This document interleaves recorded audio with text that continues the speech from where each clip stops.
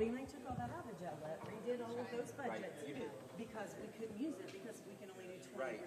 So what I'm suggesting is there's two funds in there that have ours, jail utilities and. Hi, Betsy. Yeah, I'm just suggesting we take 50,000 out of each one and put it into inmate medical. That won't change the 20% at all until that bill passes. If that bill's only going to pass to take it from 0.2 to 20%. no, it's going to take it to 100%. House Bill 1121, I got verification. But it won't do it. Yeah, but it won't do it until January 1st, though, right? Or is it a sign upon completion? It depends on how it's not passed yet. Yeah. So the intent is to make it retroactive. So they're going to take 100% of that. That's what I heard last year. Tax rate's not over 2. I'll send you the link. Yeah. And that's the thing. You know, are they going to make it immediate?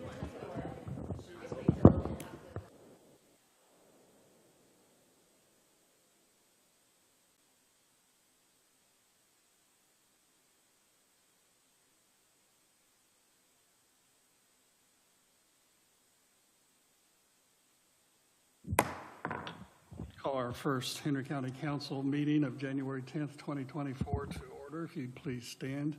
We'll have a pledge led by Betsy Mills and a prayer led by Susan Hoon.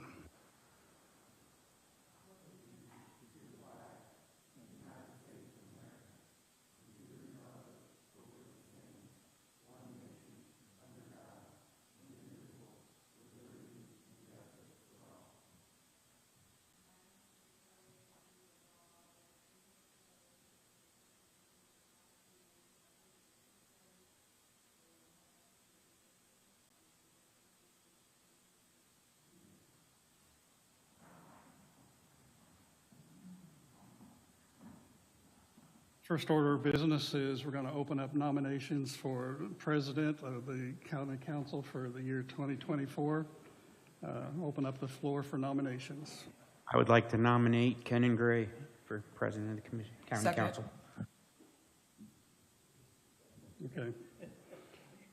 Other nominations for president council 2024? Mr. Chairman, I move to close nominations. You would.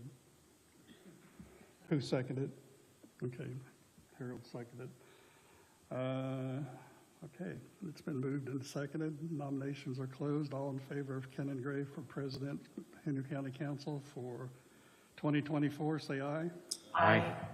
Opposed? I abstain. Passes 6-0. Okay, nominations are now open for Vice President of the Henry County Council for 2024. Do I have nominations? Mr. President, I'll nominate Susan Hoon for vice president. Second. Okay. Susan Hoon has been nominated by Shannon, seconded by Betsy for position of Vice President. Are there other nominations for the position of Vice President? Second. Been moved by Harold and seconded by, I think, Mike. Harold? You made the motion. Harold seconded. Thank you. As long as you got it right. Nominations are now closed. All in favor of Susan Hoon as Vice President of the Council for 2024, say aye. Aye. Opposed, nay. And she abstained. That passes 6-0. Congratulations. You should have received a copy of the December 28th, 2023 minutes. Mr. Chairman, I have a correction. The payout for Patricia Aaron is listed in the minutes as $112,810. I believe it's $12,810. I believe you're correct. With that correction, I would move to pass the minutes. Second. Okay, it's been moved and seconded. At the bottom of page 1, at least the way I printed it out, says Susan Hoon stated that next year the assistant superintendent would go away. I think that's still up for discussion from job classification and Wagner, Irwin, and Shealy. Are you okay with that, Susan? I think my statement was incorrect. We can strike it, or we can discuss it further. Okay, if you're willing to strike it, that would be another I correction. move to remove that comment. The assistant superintendent position will not go away. Second. Okay, all in favor of those two changes, say aye. Aye. Aye. Opposed, nay. Now, all in favor of passing the December 28th minutes as corrected, say aye. Aye. Opposed, nay. Passes 7-0 with those two corrections. I was in a meeting with Corey Murphy at Ball State this morning. He indicated he could not attend. I asked about Penny, and she was not able to attend. She had another obligation at the same time. I will give a quick, this year on Ready 2.0, they'd asked certain elected officials in East Central Indiana to be part of the panel discussion. The Indiana Economic Development Corporation is the one that's judging these 15 regions. They were in East Central Indiana region today. They were in a different region. There's 15 regions, so they've got a lot of work to do. And they're all day up there. Corey's still up there. The morning sessions was talking to different stakeholders throughout East Central Indiana. And they'd ask me, commissioners from Blackford County, and Mayor Ridenhour from Muncie. And there was a panel discussion how they made a concerted effort this year to include elected officials where that was not the case with Ready 1.0. And as I reiterated at the last meeting, this HWC engineering firm has really stepped up as the consultant for the region with Ready 2.0. So the region received 15 million last time out of a possible 50, I believe. This time regions can get up to 75 million. We have 8 counties. I think that we're better situated to be more competitive. Today went well, and our session was just a half hour, but they were going to be in Muncie and the surrounding area doing tours all day today, literally all day. So we'll look forward to that. They won't make a recommendation probably as to what each of the 15 regions receive until April at the earliest. So we're going to be waiting a while. There'll be most of January going to all 15 regions to have similar panel discussions and observations as they did today. Any questions about Ready? If not, chamber update. We have no one from the chamber. Interest on drainage fund and section corner, I think that's Steve and Bill, I think. Okay. I will say Steve and Bill sat down with me and Shannon a week or so ago, kind of giving us a preview of coming attractions. And Kyle, thank you, Kyle. Excuse me. My memory ain't what it used to be. Good afternoon. We're here on a thing that we looked at. I get Bill to invest the drainage funds and the section corner fund money, which is roughly 2.2 being lean in with it, yeah, somewhere in that neighborhood. Bill came to me and wanted to meet with me, had a very good idea. I was glad he came up with this because it benefits the county and my needs for the investment of the interest. So I'll let Bill discuss how this will benefit both me and the county council and the county. All right, I take out investments for Steve. He's got about $2.2 million in an account, and they're not drawing any interest. So what he does to gain money in there is we do CDs well over $1 million at a time. I know a few years ago, adult and juvenile probation, who takes in money, same thing, they were given 1% of all the interest that comes in for each count. And I was kind of doing our interest and doing Steve's CD paperwork and started doing the math.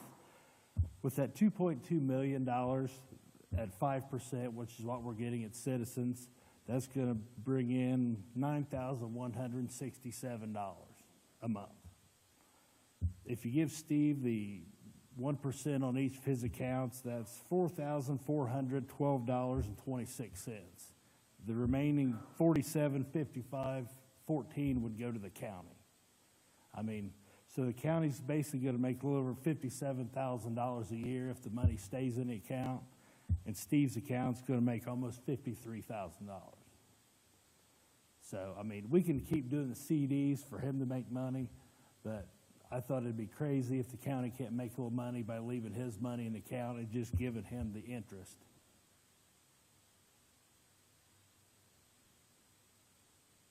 Any questions? Kyle, you were the person with the calculator that day, I think, doing, Yeah, I mean, I've got it written down, broken down. I mean, if anybody wants to see it. And that's, and this is going by numbers from last month's interest we took in.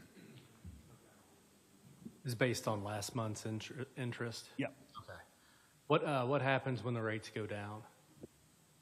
Everybody's interest rates go down. It's going to be less money for the county and less money for Steve. But still likely the same or no worse than what the money market or savings are yielding, correct? No. Yeah, I mean, it's going to fluctuate. If it interest rate goes up, everybody's going to make more. If it goes down, everybody's going to make less. But you're not going to lose anything. No, it's guaranteed with interest coming in. Even when it was the worst, we're still making some, but it's not as good as what it is right now. And I can't remember if I asked this a couple weeks ago. These accounts being a public type of an account, right? Yep. They have different levels of protection versus like a regular consumer with Yeah, FDIC I mean, stuff, correct? Since we're government, we don't fall under the same FDIC regulations as you or me or anybody else. All right, thanks. Yeah. what's the current interest rate, did you say? I missed it if you did. 5 to 5.25, depends on which bank. But all of them are at least 5 or more.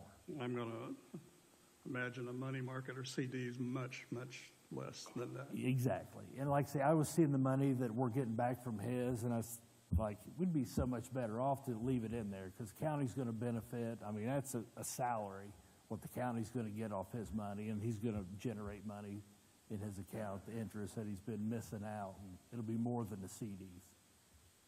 Every budget hearing, I asked Steve if we can borrow some of his $2 million. I guess he says State Board of Accounts would frown on that. But we keep asking. We keep hearing no. Okay. So you're wanting a motion for us being over? He's wanting a motion. I'm just presenting the information. Well, I'd just like to hear if everybody's got questions. I haven't heard anybody ask any yet. well, we asked. I mean, We asked ours a the couple rest weeks of it, how ago, you but- feel about it, because it's a win-win situation. You can't lose. Yeah, you get more and the county gets more. Yeah. That's, I think we I said that mean, when I we had our don't see sit how you down. can lose at this. There's no lose. It's just keeping all the money in one pot, making more money on it. He gets more, and I get more on mine.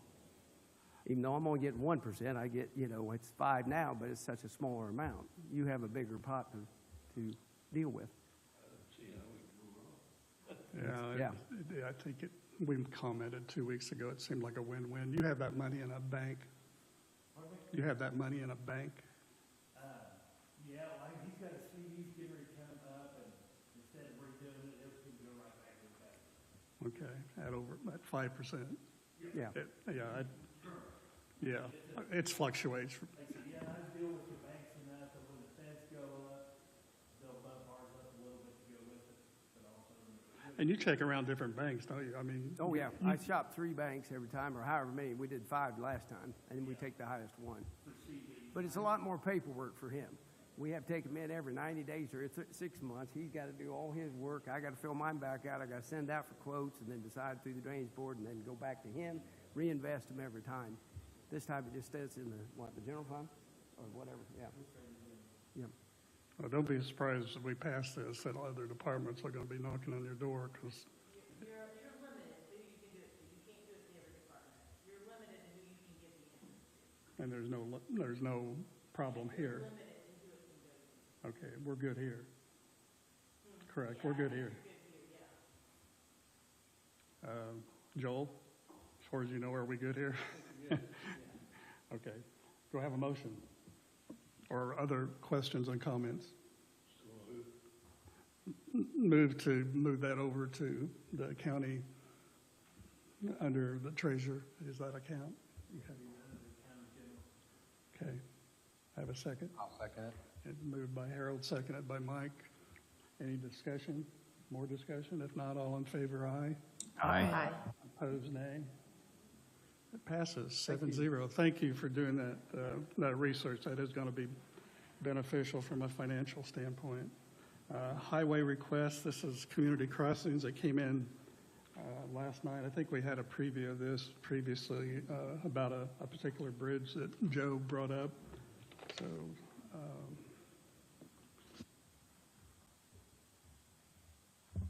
Good afternoon. good afternoon. It's January, it's that time again. Community Crossing Matching Grant Funding applications. What I'd like to do this year, and it's paid $75.25, and they've raised it from $1 million to $1.5 million. So there's another $500,000 to be had if we can get the money, get the approval. Two projects I'd like to do. One is Bridge 126 on Garner Street, just east of State Road 3. Deck is bad. I'm surprised that the bridge inspectors haven't put a load limit on it yet. The load rating may not have been done yet, so I'm figuring it's coming. We need to see if we can get it done this year. Reason being, there's a job that NDOT's doing on State Road 38 on Broad Street, and they're going to close it.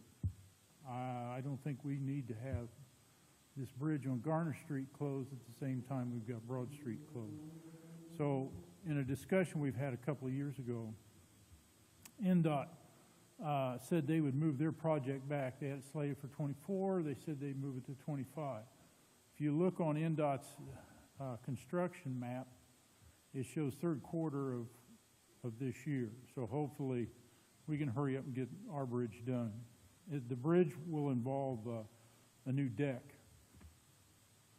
And the estimate is roughly $874,000 to do that deck. The second item would be to use up the rest of $1.5 million would be to do chip seal by contractor. Instead of the county do it, we'll have a contractor do it, and the county then would do all the paving in the county.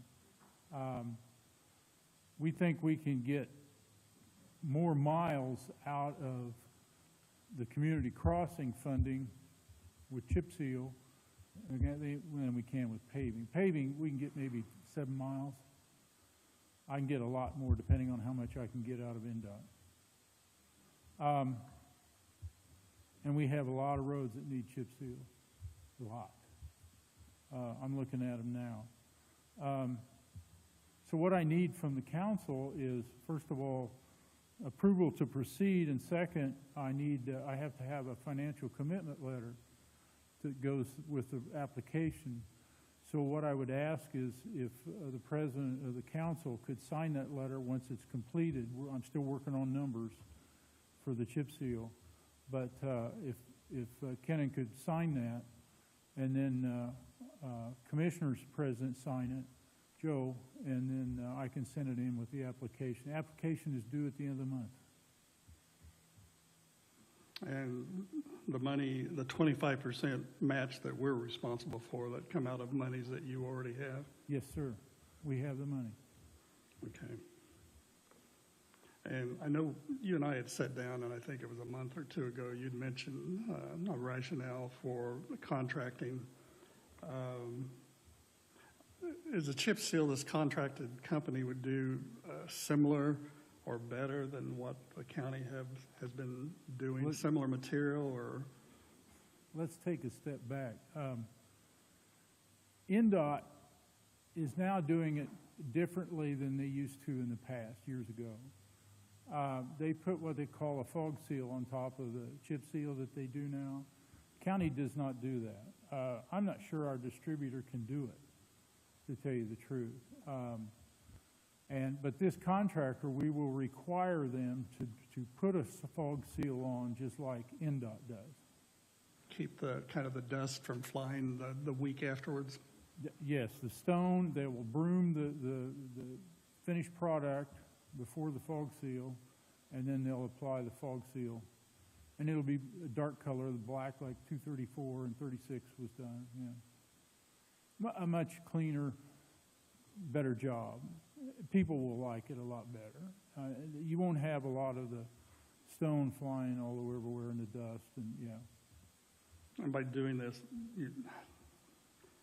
how many more miles of actual It depends on how much blacktop? how much money I can get. I'd like to get. We've been doing roughly 40 miles of chip seal. I'd like to get that, or probably more than that, and let the county highway do the paving. Okay. We've got so many roads that have a lot of large cracks in them, and not necessarily full holes, but they have a lot of large cracks. I want to try to put a chip seal on that before it gets to the point where we have to pave it. It's cheaper to do the chip seal than it is to do paving. Other questions for Joe? If not, he requests a motion for the president to sign as required when the application is due before the end of January, the application for up to 1.5 million in community crossings monies. So moved. Second.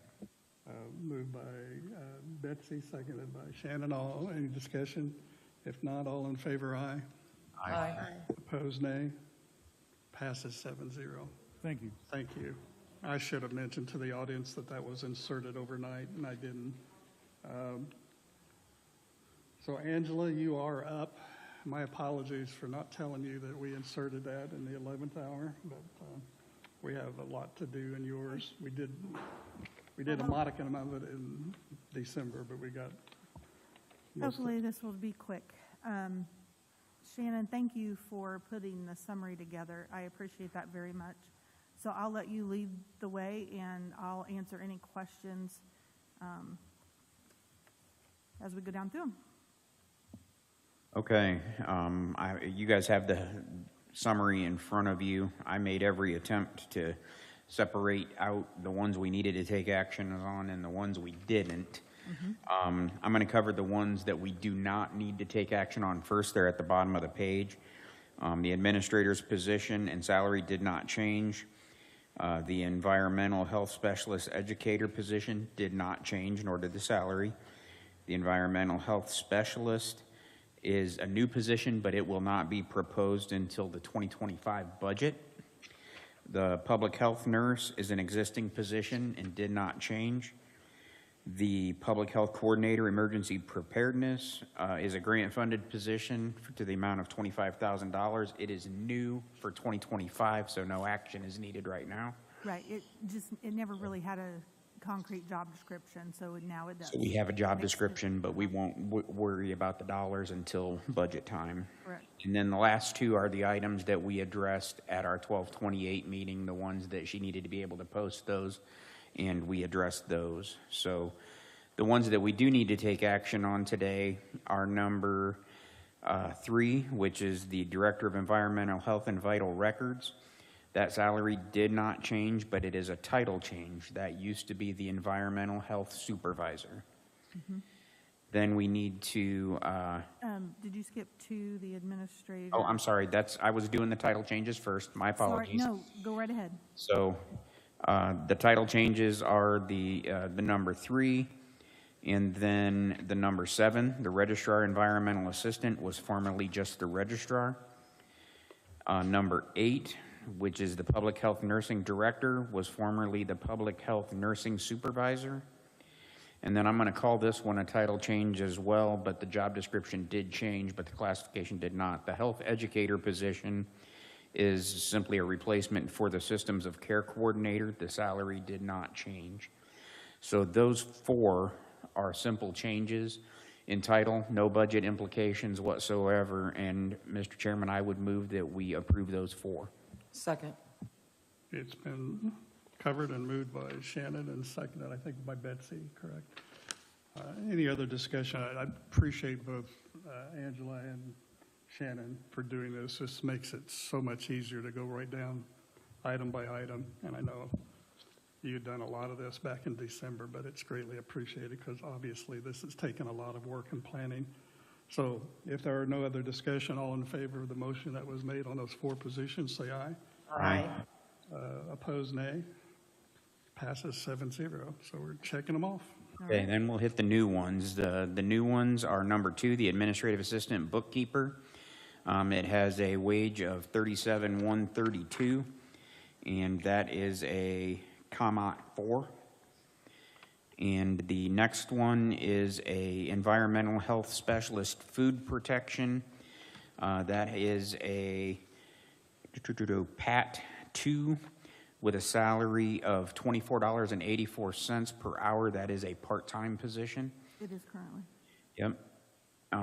The next new one is the Public Health Nurse part-time. That one is a SO position, but it will have a $1 per hour of $27.69. And that position has been here for a good while, but it's the same salary as a full-time nurse. Okay. So we just corrected that, so they were making the same wage. Okay, thank you.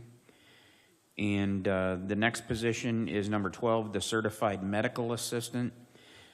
This is a full-time position rather than the part-time nursing assistant's position. And that position came in as a COMOT 3 with a salary of $34,943. And happy to have you add anything to that if you'd like, Angela. What were those numbers again that you just covered? The numbers from the first page that you just put? Which ones I just labeled? Ones you lumped together. Number 2, number 6, number 10, and number 12. Can you have a motion? I'll make that motion. I'll second. Who seconded? Susan and Mike both. Who wants it? Mike can have it. Mike says Susan can have it, so it doesn't, whoever you put down, Debbie. It's been moved and seconded on those 4 positions, 2, 6, 10, and 12. There's no other discussion. All in favor, aye. Aye. Opposed, nay. Passes 7-0. Thank you for that. Thank you. I have 2 quick questions. One, as things move along in a department, if you have a valid job description and a salary set for a full-time person and budget needs change or that person chooses to go part-time, I want to clarify that yes, you do want a job description that says on the top part-time that person would change to, and then it would, unless there was something drastic that moved in or out of that job description, it would stay at the same classification. We wouldn't need it to go to WIS. It's something we could ask Addie, but I tend to agree with you. It can just be changed to part-time, but you would have to have a job description and a salary ordinance to make that happen. And a salary, yes, to do that. Okay, so I'm working diligently to try to make sure that all that's been done, because in previous years, we weren't advised to have part-time. So that was part of why this was a little bit lengthy. So I may have a few others that might be part-time just the next go-around, that maybe with a job classification. So. And then my last question is your work session on the 25th at 4:30. Do we need to make an appointment with you to be at that if we have something fairly significant to bring to you? Job related, it'd be nice if we had a heads up. Well, it's budget related, but. Oh, well, that'd still be nice if we knew ahead of time, so maybe we Sure, could sure, research. to give you ahead of time, I just didn't know how, I would say, yeah, send us what you got, and if we have time, we have other things scheduled for that day. If we have time, there's no reason why we can't entertain whatever you've got. Or Maybe- communicate through Susan, since she's your liaison, and she's on job classification, whatever form that's right. taking. I know we do have some plans for work sessions that we'll be inviting someone specifically to come talk to us that we have a question for, but I know if you needed something, we would try to. And it may be that you and I can take care of it and work it out and get it, at the next meeting or whatever. I just didn't know if it was going to be handled like the previous set of commissioners, where will you have a work session every month, or was this just special? Every month. Okay, all right, thank you. At least through September, they're scheduled. Okay. Okay.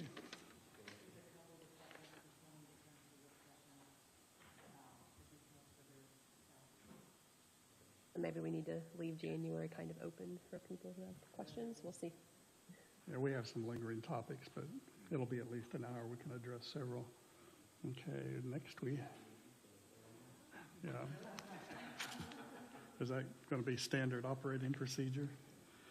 Somebody brings refreshments. Yeah, I should have said it into the mic instead of not. I said we can just order big pizza and stay all night. Sorry. Yeah, well. Next is, the council has two appointments to the Tourism Commission. We got an email from Corey Murphy on January 8th, a couple days ago. Currently, last year, we appointed Donna Tauber from Spiceland and Jessica Feltz. Donna said she would appreciate continuing on that board. Jessica has asked not to be and suggested Mary Nicholson. Corey recommends Mary. Appointment to the Tourism Commission. He gives a little information that she works for the Regional United Way serving Henry County. I know Mary also served on our Food and Beverage Advisory Committee and Lightkeepers and Habitat for Humanity. So the recommendations for our appointments for 2024 are Donna Tauber and Mary Nicholson to the Tourism Commission. Do I have a motion? So moved to approve. Moved by Betsy. Second by Mike. Thank you. Any other discussion? If not, all in favor, aye. Aye. Opposed, nay. Passes 7-0. Thank you. Next, we have an ordinance. This is another late addition. Well, not late, but it's important. It's ordinance number 2024, first one of the year, so it's -001. During our budget and post-budget discussions, we put a lot of money into the council reclassification as a placeholder for primarily raises. This is to get this back into the general fund to be able to tap that. And so it's $421,603. This would be authorizing a reduction in that appropriation from reclassification and putting that into the general fund. And I was advised by legal counsel a few minutes ago that I don't have to read these 3 pages single-spaced of individual line items that in the general fund that this is going into, but we do have it on record, and our auditor has that, and it actually came from her. So any discussion, any comments, it's imperative that we do this so that we can get this in the proper place for 2024 and start paying out of the right fund. I want to thank Debbie and Bobby for doing this and make a motion to approve ordinance number 2024-001. Second. Okay, it's moved by Susan, seconded by Shannon. I would echo the thanks. It's a lot of work that a lot of times don't get credit for or acknowledged for. Any other discussion? If not, all in favor of the motion, aye. Aye. Opposed, nay. Passes 7-0. I'm going to turn this over. We've had several correspondence and emails and minor discussions with a handful of us, and Debbie and others. This concerns the jail lid. We've actually had communications with Ryan Hoff of AIC to get legal. This has Shannon. I'm going to turn it over to Shannon because probably of all 7 of us, he's been the most involved in communication.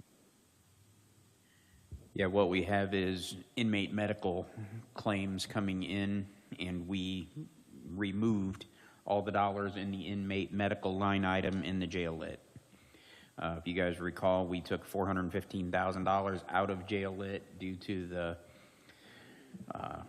language that was passed in House Bill 1454, which if you read it word for word, we still over budgeted by 19.8%. But we figured if we went back to the way it used to be, 20%, they weren't going to penalize us. We had been budgeting on the assumption that when the law was passed, we could spend up to 100% of the jail lit on operating expenses, less what our bond payments are.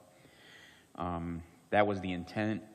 That did not happen, but the legislature sees and understands that. House Bill 1121 is currently being considered by the Ways and Means Committee to correct that, and basically the language says what I just said. Everything up to 100% of the receipts for the jail lit can be spent on operating expenses.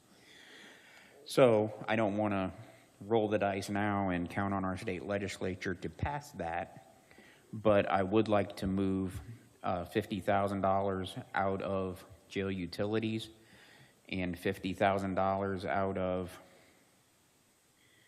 Jail maintenance. Jail maintenance, thank you. To the inmate medical line item that will allow those bills to be paid without making that line item go negative. And that buys us a little time is what it does. Will that get us through till after the legislature is convened for this session? I hope so, and I hope it passes. And then we can do additional appropriations after that. Didn't want to do additional appropriations right now. Didn't want to move it into the general fund, but this gives us that opportunity. So that's my motion. Jail maintenance and jail utilities, $50,000 from each one into inmate medical so that we can get the bills paid. Okay, there's a motion to move $50,000 jail maintenance and $50,000 from utilities, jail. Second, and then I have a question as well. Go ahead, because I have a comment as well. Go ahead, Susan. So how much do we have in utilities and maintenance now? Or if you already know ballpark, how many months does it buy us? Do we have enough to move over? We have $276,000 in utilities. What was the other one? Maintenance. We have $161,609. We have plenty until the legislature. Right. So we might get through half the year and see what legislature does. And this is a short session, so they'll be done by April. Ryan Hoff says that very, very good chance, because there was a clerical error on some clerk. They moved the decimal point over 2 instead of 20%. If you have 20%, which we do, we have a 0.2% lit. It went down as 100 times less than that. So we're moving around a clerical error that is every intention of the legislature, he says, of getting corrected. So I don't say this often, I have faith in the legislature that they'll correct a wrong. If you don't mind, I'll read the language in the fiscal report. Says, under this bill's provisions, if an increment of the tax rate does not exceed 0.2%, 100% of the revenue collected from the total tax rate can be used towards operating expenses. That's what we planned on when we budgeted last year. We took evasive measures to try to not be out of compliance, and this just buys us a little time. It is just a clerical, we're correcting locally a clerical error at the state level, and we're doing everything above board, correct, Joel? Thank you. We have a motion, I think. Did we have a second? I lost track. I second it. Oh, good. Okay. Any other questions? If not, all in favor of the motion of the $50,000 from each of those two accounts to help inmate medical, say aye. Aye. Opposed, nay. Passes 7-0. And we have plenty of money in the jail lit. Miscellaneous, anything, I have miscellaneous updates, but you have them before you, most of them. I have a couple of additions. Any other updates, comments from the council, then I'll turn it over to the public. Yeah, Ken and I actually have something, and I apologize, I just thought of this during the meeting, but I got a call yesterday from a woman from NDOT regarding the proposed roundabout at US 36 and Raider Road over by Shenandoah, and I'd written a strongly worded email, not unprofessional, but I have feelings, and they're very negative towards that project, as well as every constituent I've heard from just thinks it's a really, really bad idea. Anyway, she read my email and realized that NDOT really should have been keeping us updated because there are public hearings coming up. I believe that's next Thursday evening. So I told her, I'm sure some of my colleagues might be interested in possibly like a Zoom meeting to hear more because we don't have any information from you guys. And she thought that was a good idea. So I would just say keep an eye out on your emails if you're interested in that. I would like to learn more just so I can speak in an educated way to our constituents, but this would be a pretty big project. It's a good thing that you're not an elected official in Hamilton County because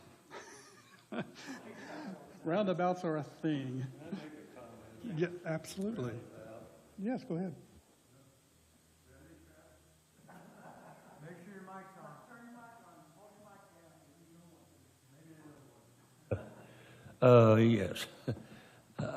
I can't understand why we need a roundabout there. I worked many an accident during my time on the sheriff's department, and there was no more accidents there than most other main intersections. We had few, but we had them in other places too, and I just cannot understand the need that they're pushing this on. And I noticed in the paper, I think there's a comment made on that, and I can't recall for sure if that was the people that are doing it, will do this future construction or not, but I don't know whether they're getting their information. If somebody can prove that to me, fine, but I don't recall that was a huge accident location. I don't know how much a roundabout costs, but I know it's a lot. Like I said, it's gotten to be a thing. I'll share my opinion since I live a mile north of there, and have sat there waiting for accidents to be cleared out, and near misses with school buses and young kids driving and the craziness. And this is coming from a guy who does not care for roundabouts at all. I'll avoid Carmel at all costs. I just won't. I'll go back way and go any way I can go straight instead of having to put a new set of tires on my car after going through town. That house on the northwest corner is entirely too close to the road. You cannot see. People are moving fast. If they would buy that house and open it up so you can see both ways, we could solve a lot of problems. Outside of that, I don't know that it moves the road. I don't know. I don't want a roundabout, but I've seen a lot there. Yeah, that house is in the way. The other place that's terrible, and I think everyone would acknowledge this, is when they're at the Iron Kettle at Sulphur Springs, you have to pretty much get to 5 feet of the front of your car or vehicle out into 36 before you can see west more than 50 feet. So that's another hazard. So similar to the house at Raider Road. Any other comments about the roundabout? That was a song by the group Yes, by the way. Okay, any other updates from the council? Before you fall asleep, I've got a couple of updates. Don't forget the Indiana County Council Association meeting is again, last year it was held at the Basketball Hall of Fame. This year is at Primo. I mean, this is like a 10-county district, and we just happen to be centered.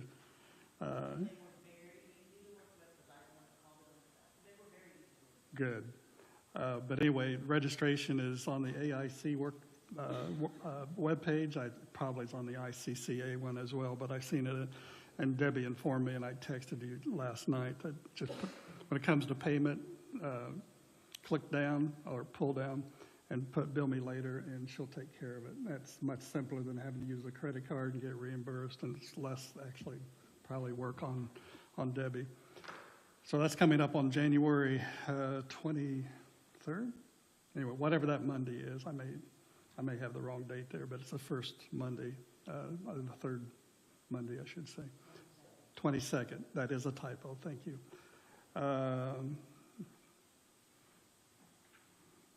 We will probably address the assistant highway superintendent position after we get information from WIS. That may be an initial discussion at our workshop on the 25th. I texted you this afternoon that February 6th and 7th is the AIC Legislative Conference. I've attended that in the past. I've got a conflict and cannot. First day is usually a half day. There's a seminar or training on cybersecurity in the morning, and then the afternoon will be that first part of the conference, and then my experience is as the second day, which would be February 7th, usually has a fuller day of meatier topics related to a legislative update, but that's still kind of early on in the session. So be aware, if you wanted to stay over, which given our distance, you might find that's overkill. The reduced rate was today, so it's FYI. Next council meeting's on Valentine's Day. That should be easy to remember. Don't forget Butch Baker retirement. Butch is here. We want to thank Butch again for his years of service to our county, but that's this Friday, noon to 2, I believe, in here. I see Brian's here as well. Tim's here. Mandy's here. Brian's here. Another Mandy's here. We have 2 Mandys. Joni's here. The press is here. Angela was already here. Joe, congratulations on being chair of the commissioners. We'll look forward to working with you. Anything else from the council? Public. Public are mostly employees, but any comments? Yeah, come on up. I know you had a Eclipse thing last night that I had on my calendar, and I noticed it at 7:30 after it started at 7. You missed it? I missed it. Yeah, so we actually finished up closer to 7:30, I think, but I spoke earlier about this and thanked Angela for all of her work on that last night. It went great. We had quite a few people there, a lot of good questions. But I actually want to speak today 2 parts. One is the solar eclipse, but I'll get to that second. First off, I was going over the liaison list, and I don't have a specific handler amongst you. So I didn't know who to reach out to for that, but maybe you could review that and somebody could draw the short straw. So moving forward from that is the solar eclipse. Or do you want to address that right now? Go ahead. I don't think you'll have any problem getting a handler, quote unquote. Okay. A liaison, that won't be an issue. It's been such a part-time position in the past. I think it was probably overlooked, but with the work you've been doing, I think somebody will take that. Okay, great. Okay, I'll wait to hear.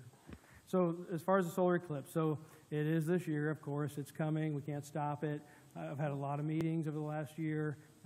Spoke a lot about it, and I've been in a lot of sessions with IDHS, and there's been a lot of encouragement and direction.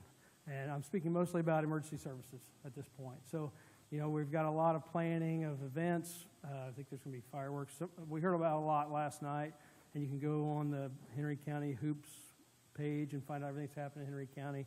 There's also one for the state of Indiana that covers everyone, and we're on that as well. You can go find anything you need. It's happening everywhere. But what I'm coming today is, like I said, specifically emergency services. we don't always have an opportunity to prepare and knowing that something's happening. Most of the time, emergency services is reactive.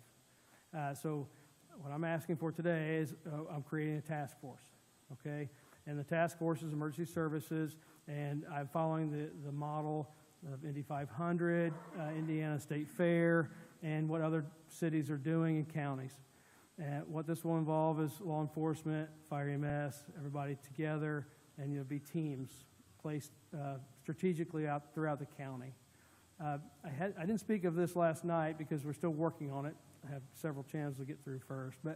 And what this will do is free up the on-duty folks, because we have people on duty all the time, as you well know, and they handle everything that's going on. It's stretched to the limits, typically. So with this extra population growth that weekend, it's their song they're playing right now, it'd be great to have more emergency service personnel on duty. And so the task force I'm referencing, like I said, would be one law enforcement and one medically trained person. We also talked about setting up different stations throughout the county so that that team of two can either mitigate a situation or they can transport them to that MASH unit, so to speak. And in conversations with the hospital, the overflow, the overwhelming use of the hospital with this influx of people coming to our county, you know, this would help them for sure. So here's what I'm saying is we've sat down strategically, figured out, I think it ended up being, if everything could work out, basically 15 teams in addition to who's on duty. And, you know, there's several events. Farmers Pike will have a tremendous draw. You know, there's Middletown, Knightstown, fairs, Newcastle Main Street downtown, and various other things. I'm sure I'm missing one or two. But the task force will be stationed in those areas, and we set up those other locations accordingly. So my issue is funding, of course. So I've reached out to each department, and, you know, like I said, they expect overtime when emergency happens. They expect to add a cost to their daily routine if need be. But this is a planned event. It's a planned emergency, so to speak. And this is in direct relation to the tourism coming to our town. And the state has estimated at this point, I've heard numbers all the way up to 2 million, but it's changed drastically, 150 to 600,000 people. That's for the state of Indiana. And of course, we don't know how that will filter up to us. I heard last night Wayne County's touting off about 70,000, but we don't know. There's no way to know that right now. The only thing they're judging that by is hotel usage and state parks right now. But we're expecting heavy flow, and Summit Lake is another one of those places I should have mentioned earlier. So the task force, after speaking to each department to try to facilitate what I'm after and what we're trying to accomplish, it is significant, and I went by hourly rates and how it would break down. And again, I don't know where this would come from for them if they had planned last year, an increase in budget. But to facilitate the 15 task force, it comes to a total of $26,000. Now, it sounds like a pretty heavy figure. It does to me anyway. And I looked on my budget. It's not there. So I'm reaching out to you folks. So $26,000 would facilitate 15 task force teams strategically throughout the county. And this would take away from extra use or extra need for the police officers other than what they already have on duty. And they're going to staff some other things anyway, but we will be able to add these task force teams to the heavy populated areas. That's the use for them. I think that's all I had. Questions? Additional personnel being brought in to supplement our personnel. Yep. So for instance, if there's 10 officers on duty, county, 10 in the city, however it works out, then this would be 15 police officers, 15 fire EMS people. And those would be a team of 2 together to respond to a location.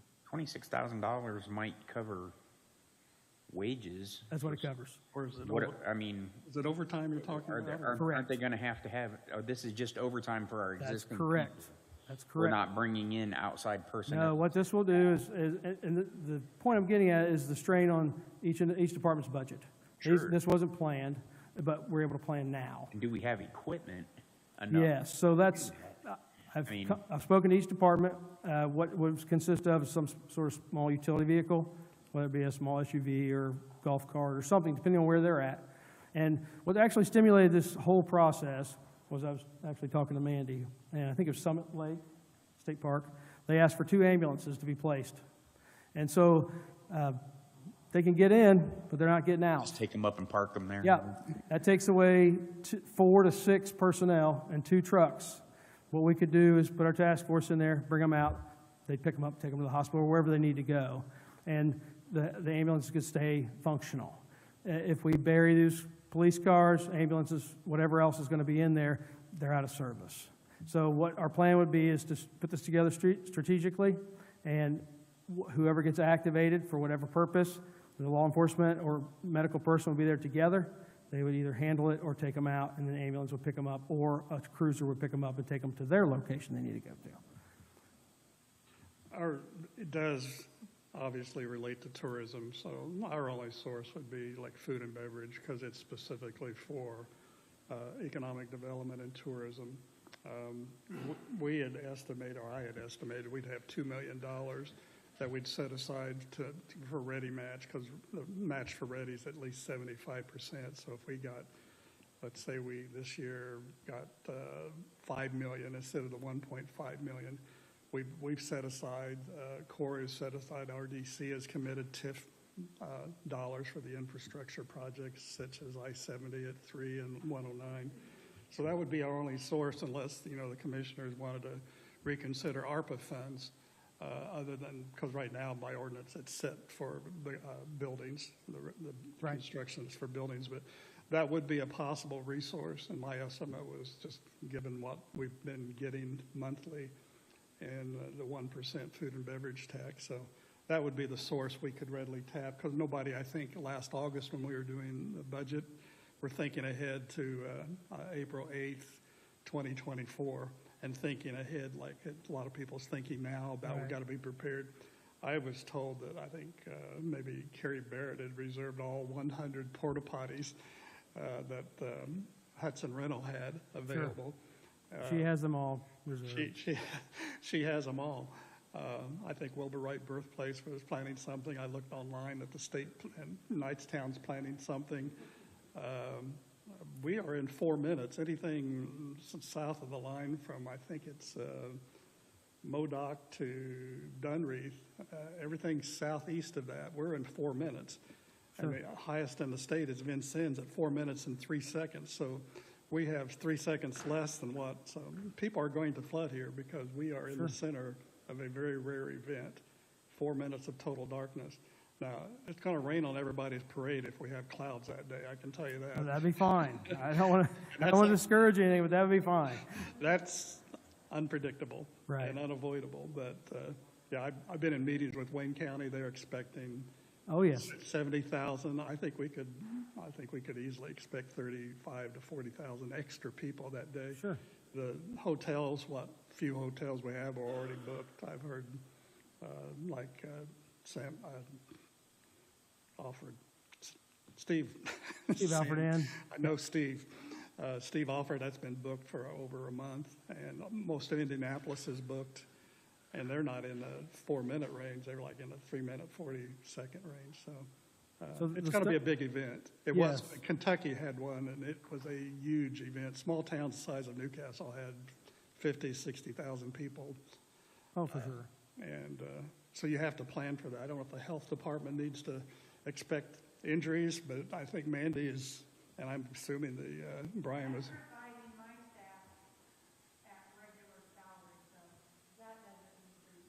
Okay, that's just. Yeah, we have sources. We do, and I like Pennon's thought of food and beverage. I mean, we're going to probably bring in more than $26,000 in food and beverage taxes on that particular day or two. So that day will pay for the food and beverage. Sure.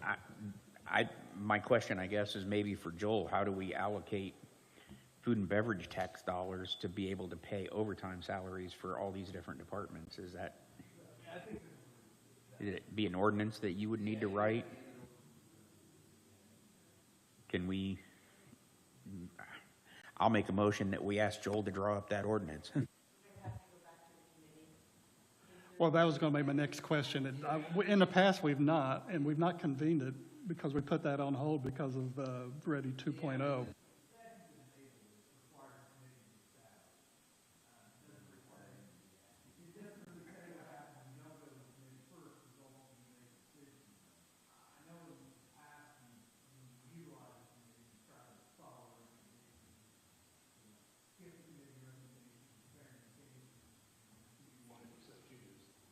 Well, we're going to have to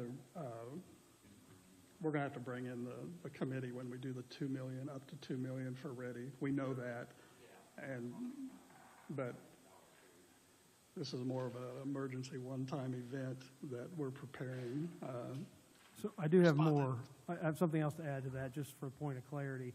So the estimation was about $1,000 an hour is what it'll cost, and I figured it up at 26 hours.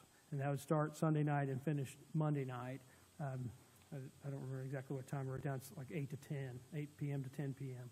So 26 hours. And that number isn't exact, obviously. So I estimate on the high end. So if there's an authorization to say yes, then I can speak to those departments and say, yes, you will be recover that money, and it will be less, obviously. Now, secondly, some of the law enforcement may have to be drawn from the city police department as well to facilitate all the task force in the county, because the sheriff's department may not have enough law enforcement personnel to cover Were that. they represented here last night? Yes. Okay. Yeah. So they're on board with the plans you were? Yes, I've spoken to all the emergency services, and it also includes, before I forget, one extra dispatcher. Okay. Not to overlook Butch and Brian. Mr. Chairman, I'd like to amend my motion to say that ordinance be drawn up to $50,000. I have Joel write an ordinance up to $50,000 from food and beverage. I'll second. And I think it's great that you're being proactive in considering the needs of this event, which could be really considerable. Safety, that's the biggest thing we're trying to accomplish, and talks with the sheriff's department and the police department. It's just, it's going to be a lot of work. So we obviously we're welcoming, just like we spoke last night. We don't want to offset anybody's plans or try to discourage any involvement or way to make money for that event, but it'll be a stress on the emergency services for sure. Rather be proactive and not need it than not be and wish we had. Yeah, thank you. Okay, it's been a motion to $50,000 for Joel to write up an ordinance to spend up to $50,000 for food and beverage for the purposes that Tim mentioned, seconded by Betsy. Any other discussion? If not, all in favor, aye. Aye. Opposed, nay. Passes. Thank you. You have that and more if you need it, but if not, we'll put that back in the kitty for Ready. Exactly. Thank you very much. Thank you. Any other from the public? If not, I'd entertain a motion to adjourn. So moved. First, second, third. I don't know the order. And sign, and remember the noon on Friday for both.